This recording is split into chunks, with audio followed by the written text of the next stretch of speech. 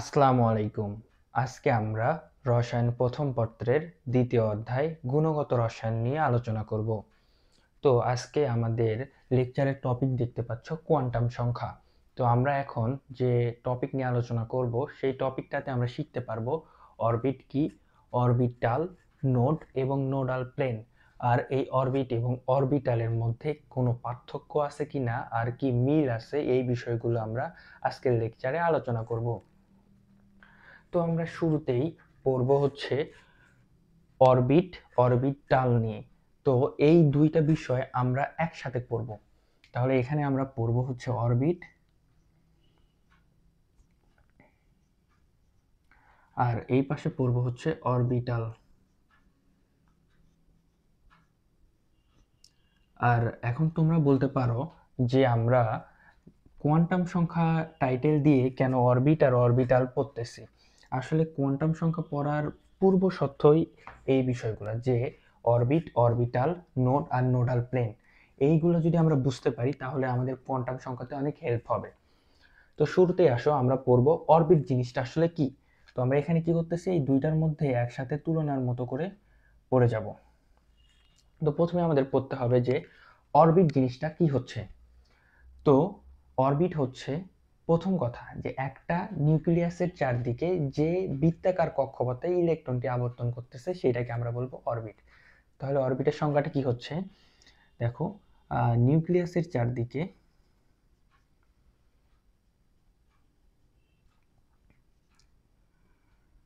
চারদিকে যে বৃত্তাকার কক্ষপথে যে বৃত্তাকার কক্ষপথে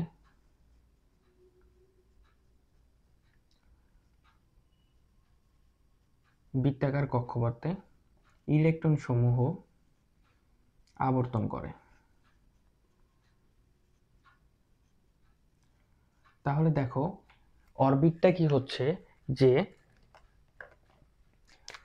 একটা পরমাণু, এইটা যদি একটা পরমাণু নিউক্লিয়াস হয় আর এইটা যদি একটা বৃত্তাকার কক্ষপথ হয়, তাহলে এই যে এই বৃত্তাকার কক্ষপথ দিয়ে, যে এখানে ধরো এইটা একটা ইলেকট্রন, তো এই যে এই বৃত্তাকার কক্ষপথে যে ইলেকট্রনটা আবর্তন করতেছে, এই যে এই কক্ষপথ, এই কক্ষপথকে আমরা বলতে পারবো অরবিট।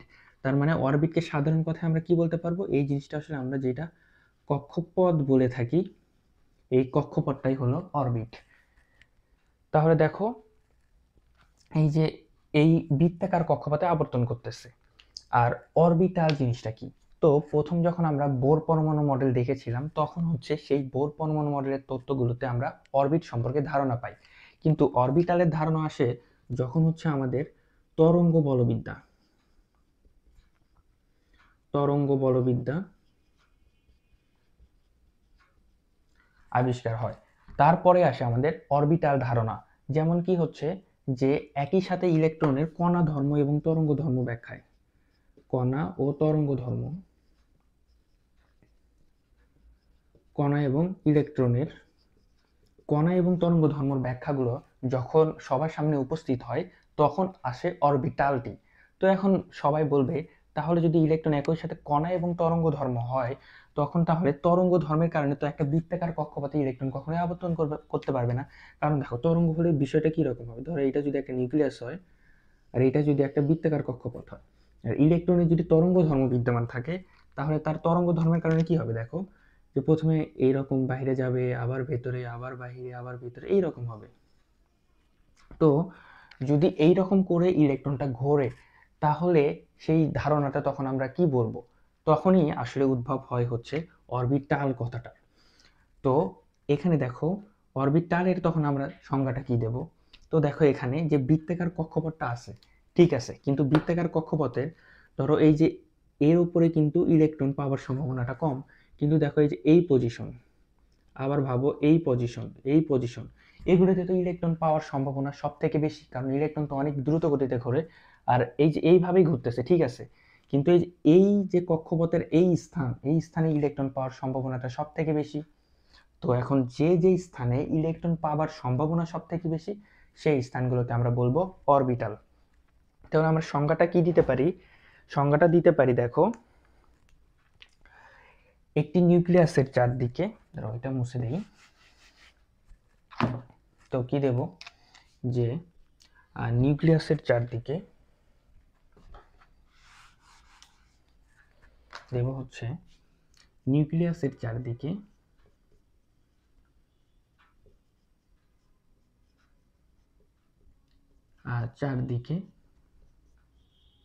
ইলেকট্রন মেঘের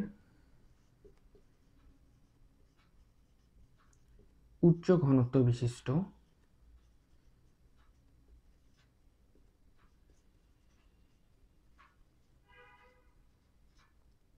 ত্রিমাত্রিক অঞ্চলকে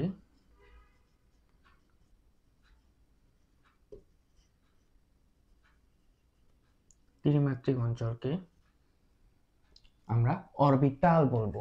তাহলে কি বললাম দেখো, ইলেকট্রন মেঘের উচ্চ ঘনত্ব। তাহলে দেখো ইলেকট্রন মেঘের উচ্চ ঘনত্ব মানে যখন একটা নিউক্লিয়াসকে কেন্দ্র করে, ধরো এইটা একটা পরমাণু, আর এই পরমাণুর নিউক্লিয়াসের ভেতরে আছে নিউক্লিয়াস, তাহলে এইটা হচ্ছে কি তার একটা কক্ষপথ, এই যে দেখো গ্লোক। তার মানে একটা পরমাণুটা যদি আমরা বল কল্পনা করি, তাহলে দেখো এই পরমাণুটা বল, তার ধরো এখানে আমরা একটা দাগ দিলাম। তো এই দাগটা তোমরা যদি দেখতে পাও, তাহলে ধরো এই দাগ বরাবর ভেতরে আছে হচ্ছে নিউক্লিয়াস, আর এই চারপাশে ঘুরতেছে হচ্ছে ইলেকট্রন। তাহলে ইলেকট্রনটা এই চার যে পাশে পরমাণু আমরা যদি বল কল্পনা করি, তাহলে দেখো এই চারপাশে ইলেকট্রনটা এরকম করে ঘুরতেছে। তো সে ঘুরতেছে হয় এই দিকে না হয় ওই দিকে, ওইটা পরের বিষয়। এখানে দেখো এইটা যদি নিউক্লিয়াস হয়, এর চারপাশে তো ঘুরতেছে, তো ঘোরার সময় ইলেকট্রনটা তো আর সব জায়গায় একসাথে থাকতে পারবে না, কারণ ইলেকট্রন একই সাথে কণা এবং তরঙ্গ উভয় ধর্ম বিদ্যমান। কণা ধর্ম যে বিদ্যমান থাকে, এই কক্ষপথের যে কোনো এক জায়গায় গিয়ে তার থাকার সম্ভাবনাটা বেশি হবে। মনে করো এই স্থানে ইলেকট্রনটা ধরো বেশি পরিমাণে আছে, তাহলে এই যে স্থান, এই স্থানটা হবে অরবিটাল। বুঝতে পারছো? তাহলে এখন আসো যে হচ্ছে অরবিটালটা, প্রথম কথা হচ্ছে ত্রিমাত্রিক। তার মানে এটা যদি আমরা দ্বিতীয়টা দিতে যাই যে অরবিটালটা ত্রিমাত্রিক ধারণা,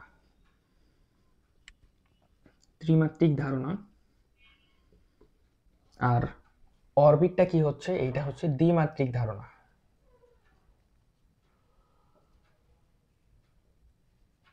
তাহলে কি হলো, যে অরবিটটা হচ্ছে তোমার দ্বিমাত্রিক ধারণা আর অরবিটাল ত্রিমাত্রিক ধারণা। তারপরে আমরা আসি যে অরবিটটা প্রধান কোয়ান্টাম সংখ্যার সাথে সম্পর্কিত। প্রধান কোয়ান্টাম সংখ্যার সাথে সম্পর্কিত। এখন আমরা তো প্রধান কোয়ান্টাম সংখ্যা শিখিনি। আমরা যখন এই যে কোয়ান্টাম সংখ্যা পড়ব, তখন তার একটা অন্তর্ভুক্ত পাবো প্রধান কোয়ান্টাম সংখ্যা।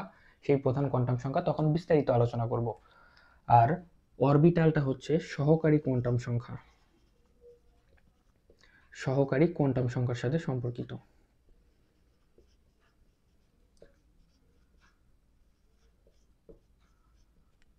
সহকারী কোয়ান্টাম সংখ্যার সাথে সম্পর্কিত। তাহলে দেখো আমরা এখানে তিনটা কিন্তু ধারণা পাইলাম। আর হচ্ছে অরবিটটা যেহেতু আমরা আগেই পড়ছি যে অরবিটাল সমূহ বৃত্তাকার, মানে অরবিট সমূহ বৃত্তাকার, আর এইটা সবসময় বৃত্তাকারই হবে, কিন্তু অরবিটাল হচ্ছে বিভিন্ন আকারের হতে পারে, বিভিন্ন আকারের। এখন সেই আকারগুলো কি, আবার এই অরবিটালের বিভিন্ন প্রকারভেদ আছে। তো অরবিটালের প্রকারভেদগুলো কি হচ্ছে দেখো, এস, পি, ডি, আর একটা হচ্ছে এফ। তো অরবিটাল হচ্ছে আমাদের এই চার প্রকারের, এস, পি, ডি, এফ। তো এস অরবিটাল দেখতে কি রকম, এস অরবিটাল দেখতে গোলাকার,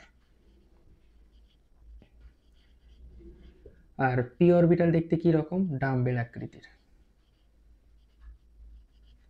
ডি অরবিটাল হচ্ছে ডাবল ডাম্বেল।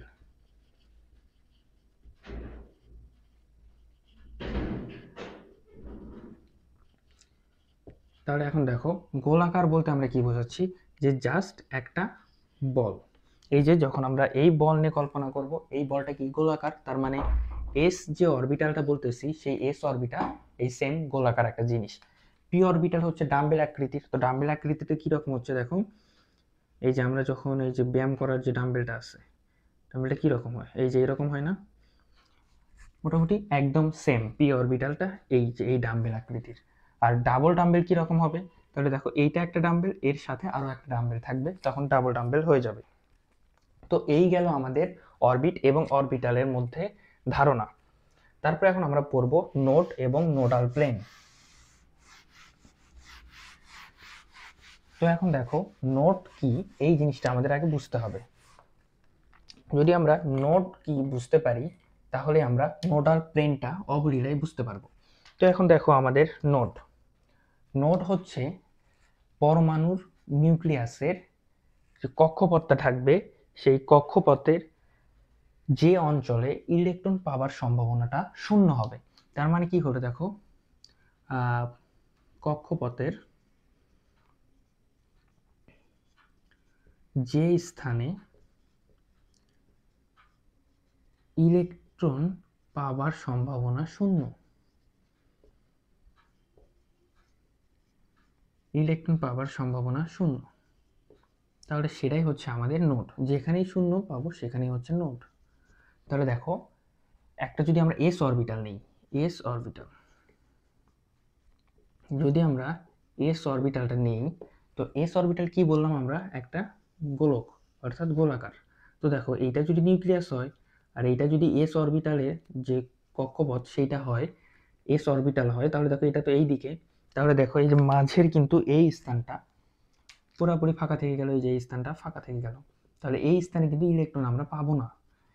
এই যে স্থানটা পাবো না, এই যে ইলেকট্রন পাওয়ার সম্ভাবনা শূন্য, পাবো না মানে তো সম্ভাবনা শূন্য, তাহলে তখন এই জায়গাটা হবে নোড। বুঝতে পারছো? আর নোডাল প্লেন কি, মানে হচ্ছে যে তল, মানে যে তলে, তখন দেখো যে তলে ইলেকট্রন পাওয়ার সম্ভাবনা শূন্য,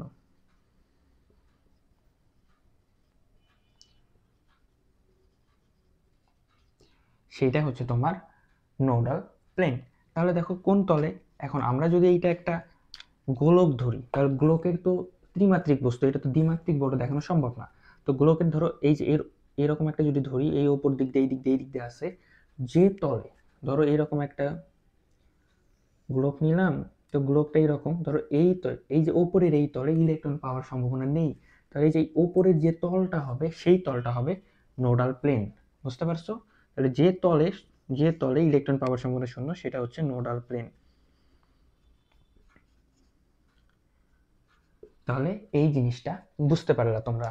এখন দেখো এই যে তলে, এখন আমরা এস অরবিটাল দেখলাম, দেখো এইটা যদি আমরা 1s হয়, 1s অর্থাৎ প্রথম কক্ষপথের এস অরবিটাল, তাহলে এটা এরকম।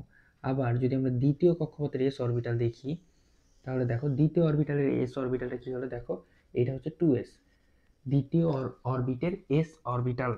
তখন দেখো এই যে এখানে কিন্তু এস অরবিটালের আকার, অর্থাৎ এস অরবিটালের এই এই যে 2 3 এটার মান যত বড় হবে এই কক্ষপথের ব্যাসার্ধ তত বাড়তে থাকবে, অর্থাৎ অরবিটালের ব্যাসার্ধ তত বাড়বে। আর দেখো এই যে এইটা আর এইটার মাঝখানে কিন্তু আবার ফাঁকা, এই যে এই ফাঁকা, এই ফাঁকাতে কিন্তু আবার ইলেকট্রন থাকবে না। তার মানে এই যে তলটা আছে এই তলটা হচ্ছে আবার আরেকটা নোডাল প্লেন। তাহলে আরেকটা নোডাল প্লেন এই যে এইটা, এখানে আমি ডট ডট দিচ্ছি, এইটা আরেকটা নোডাল প্লেন। আর এইটা কিন্তু আমি গোল দেখাচ্ছি, কিন্তু এটা কিন্তু গোল না। এটা প্রথমে বলে দিছি আমি যে এস অরবিটালটা এই যে এরকম একটা গোলক, এস অরবিটালটা সরাসরি একটা গোলক, এটা আমাদের মাথায় রাখতে হবে। আবার আমরা যদি পি অরবিটাল নিয়ে কাজ করি, দেখো পি অরবিটালটা কি রকম হবে।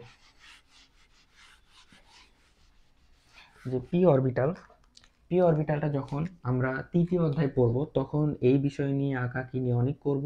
তো পি অরবিটালটা কিরকম দেখো, যদি আমরা এইটা এক্স ওয়াই তল নেই, এই তলে যদি এই দেখো পি অরবিটালটার বিস্তার, যেহেতু ডাম্বেল আমি বলে দিছি, তাহলে দেখো এই যে ডাম্বেলের মতো শেপ, এইটা হচ্ছে ধরো পি এক্স, নাম দিলাম পি এক্স। কেন পি এক্স, কারণ এটা এক্স অক্ষ বরাবর আছে আর পি অরবিটাল তাই।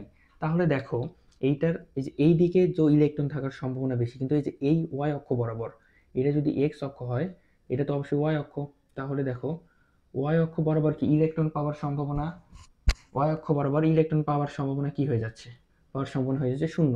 তার মানে এই যে এই একটা তল, মানে এই যে এই তলটাতে এই তলটাতে আমাদের কি ইলেকট্রন পাওয়ার সম্ভাবনা শূন্য, তার মানে এটা হচ্ছে নোডাল প্লেন। তাহলে দেখো পি অরবিটালে কি হচ্ছে, এইটা একটা লোব, এইটা একটা লোব, তার মানে দুই লোব। লোব আর নোড কিন্তু এক করো না, দুই লোব।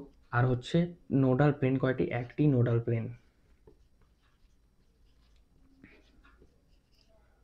আর যদি আমরা ডি অরবিটাল দেখি, তো ডি অরবিটাল আমরা এর আগে কি লিখছিলাম, ডি অরবিটালে এইরকম লোব থাকবে, ডাবল ডাম্বেল হবে, তাই তো। ডাবল ডাম্বেল মানে এখানে যেটা একটা হয়েছে ওখানে দুইটা হবে। তো আমরা এখানে এইটা দেখাতে গেলে অবশ্যই আমাদের ত্রিমাত্রিক একটা তল লাগবে। তাহলে দেখো আমরা ত্রিমাত্রিক তল আঁকাই। এইটা যদি এক্স অক্ষ হয়, এইটা ধরো আমরা জেড অক্ষ ধরি, আর এইটা ধরো ওয়াই অক্ষ ধরলাম। তাহলে ধরো এক্স অক্ষ বরাবর যদি আমরা একটা লোব কল্পনা করি, তাহলে দেখো এখানে একটা লোব কল্পনা করলাম, আবার ওয়াই অক্ষ বরাবর একটা লোব কল্পনা করলাম। এই জিনিসটা তো এরকম দেখতেছো, এই জিনিসটা ধরো এইরকম, এই যে এইরকম যদি আমরা কল্পনা করি, দেখো এইরকম, এই যে এইটা এক্স অক্ষ, আর এইটা ধরো আমার হাতে যেটা আছে এইটা হচ্ছে ওয়াই অক্ষ। এইরকম কল্পনা করলে দেখো এক্স অক্ষ বরাবর একটা লোব, ওয়াই অক্ষ বরাবর একটা লোব। তাহলে যে এই দুইটা তল যদি আমরা এইরকম করে কল্পনা করি, তাহলে দেখো এই যে এইটার ওপর যে একটা অক্ষ, জেড অক্ষ, এই অক্ষ বরাবর কাজ করবে তোমার নোডাল প্লেন।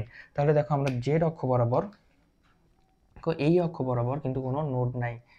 এই অক্ষ বরাবর যদি আমরা কল্পনা করি, এই অক্ষ বরাবর কিন্তু কোনো নোড নাই। তার মানে এটা কি হলো, এই জিনিসটা হলো নোডাল প্লেন। আর এখানে কিন্তু লোব কয়টা হলো দেখো, এই যে একটা, দুইটা, তিনটা, চারটা। তার মানে হচ্ছে লোব 4, আর হচ্ছে নোডাল প্লেন হচ্ছে একটি বা ওয়ানটি। বুঝতে পারছো এই বিষয়টা? তাহলে এই ছিল আজকে আমাদের কোয়ান্টাম সংখ্যার উপর যে লেকচার, সেইটা। এখানে আমরা দেখো অরবিট, অরবিটাল, নোড এবং নোডাল প্লেন সম্পর্কে বিস্তারিত আলোচনা করলাম। তো এর পরবর্তী ক্লাসে আমরা কোয়ান্টাম সংখ্যা নিয়ে বিস্তারিত আলোচনা করব। ভালো থেকো, আসসালামু আলাইকুম।